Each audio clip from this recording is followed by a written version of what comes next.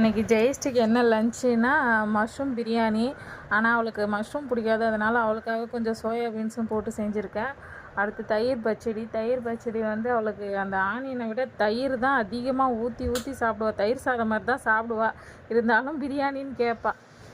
ஸ்நாக்ஸுக்கு கருப்பு மூக்கல்ல லைட்டாக தான் சாப்பிடுவா, இருந்தாலும் கொடுத்து விட்றேன்.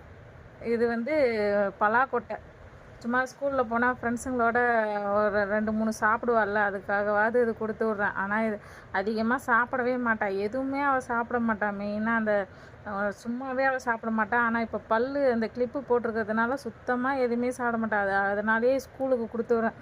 மற்ற பிள்ளைங்க சாப்பிட்றத பார்த்தாவது சாப்பிடுவா அப்படின்றதுக்காக தான் கொடுத்து விட்றேன் ஈவினிங். ஆனால் இது மேக்ஸிமம் முக்கால்வாசி அப்படியே தான் வரும், இருந்தாலும் சரி கொஞ்சமாவது சாப்பிடுவாள்ல, அதனால் கொடுத்து விட்றேன். அவ்வளோதான், கோசிக்கு லஞ்சு ரெடி ஆகிடுச்சு. நானும் ஷரணும் இதுக்கு மேலே காலில் சக்கரத்தை கட்டிக்கிட்டு ஓடுற மாதிரி டக்குன்னு கிளம்பி போகணும். ஏன்னா நேற்றே ஸ்கூல் லீவு போட்டோம், ஊருக்கு போயிட்டு வந்ததுனால. அதனால் இன்றைக்கி கண்டிப்பாக போயே தான் ஆகணும். ஏன்னா இந்த வாரத்துலேயே நாங்கள் 3 டேஸோ 2 டேஸோ தான் போயிருக்கோமே.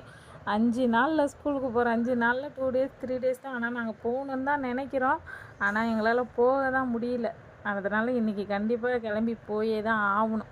சண்டேவும் இன்றைக்கி அந்த சண்டே ஸ்கூல் போகணும், ஏன்னா யோகா டே, அதுக்காக அந்த சண்டேவும் போகணும். அதனால் இப்பயும் கிளம்பி வேகமாக போய் ரொம்ப